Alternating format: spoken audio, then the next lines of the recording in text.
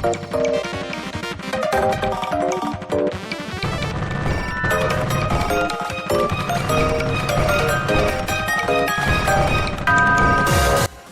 the tail end of 2022, I played a little game called Cosmo Dreamer.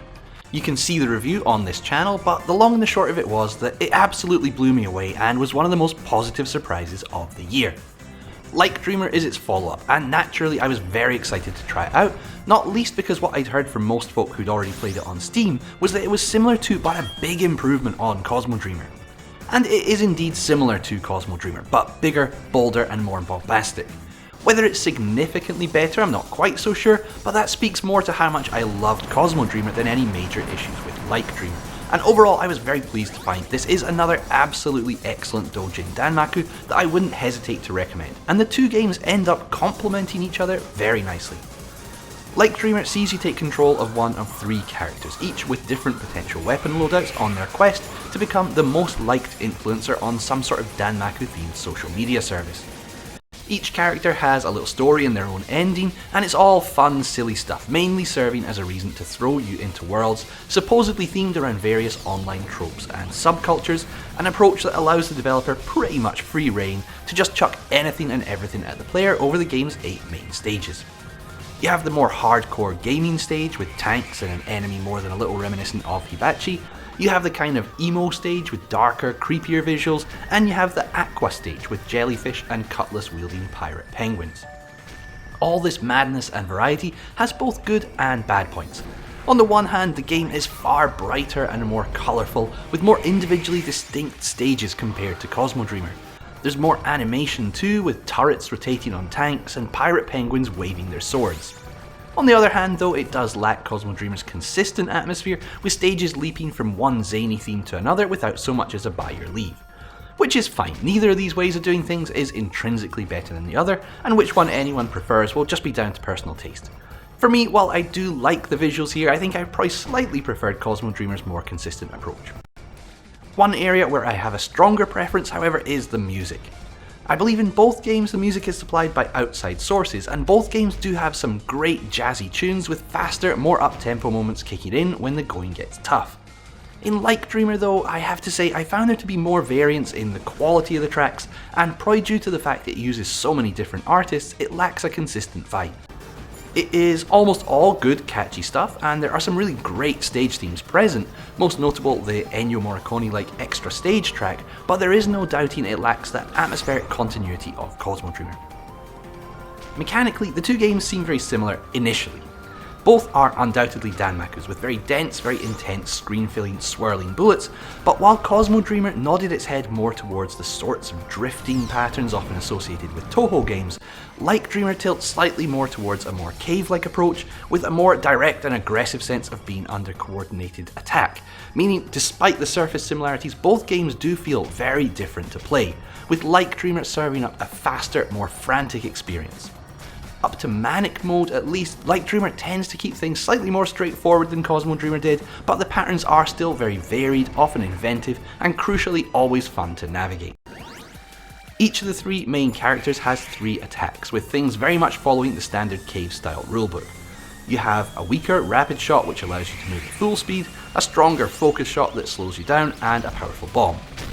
Each girl has 2 options for each attack, which you choose a character select, and there's also a 4th power which can be set to increase the strength of a shot or use a bomb slot when taking a hit. In other words, there is a lot to play around with here, and you can really customize things to suit the way you want to play. There is one further new mechanic in play, and this is the Fever mode. Enemies drop likes in the form of hearts or stars, and collecting these increases a fever gauge which, when full, can be activated to send you into an ultra powerful hyper mode. Helpfully, this also cancels all enemy bullets both when launching and again when coming out of the mode. As in the first game, moving your character into the upper half of the screen causes all likes to be drawn towards you, rewarding you for bold, aggressive play. At character select, you can also choose whether Fever mode activates automatically when the gauge maxes out, or manually with the press of the bomb button. Bombs themselves can be picked up and used pretty regularly. You'll usually get 2 bomb drops per stage, but you can also earn more just by shooting enemies to increase your mental level, with this being exhibited by a ring around your character, and the increase being faster based on proximity. When the ring completes, your mental level goes up by 1 and you get another bomb. You can usually do this a couple of times per stage, but you can only hold up to 3 bombs at once, so it is good practice to make use of them, with this also being a great way to boost your score, something you'll be eager to do as the game does offer the chance for multiple score-based extends over the course of a complete run. What a complete run is slightly open to debate, as like Dreamer certainly does offer a lot of different ways to play and bonus content. When you first go to game start, you will be faced by a stage-by-stage selection that sees you return to the menu after defeating each boss. There are 3 difficulty options to begin with, and I'd really recommend Manic for the most part, as Novice makes things a little bit too easy, and more importantly significantly lowers the level of interest by nerfing the cooler bullet patterns. Despite its name, Manic is more like a regular difficulty and keeps things fun and mostly manageable. There should be something for everyone though, with further accessibility options for those available in the menu, and going the other way, some really extreme difficulties unlockable for those who want to push themselves to the limit, as well as a super tough extra stage which features a final boss with more phases than I can even count. After you've completed all the individual stages, you unlock the trial mode, with this functioning like an arcade mode and allowing you to play the stages one after another with no break.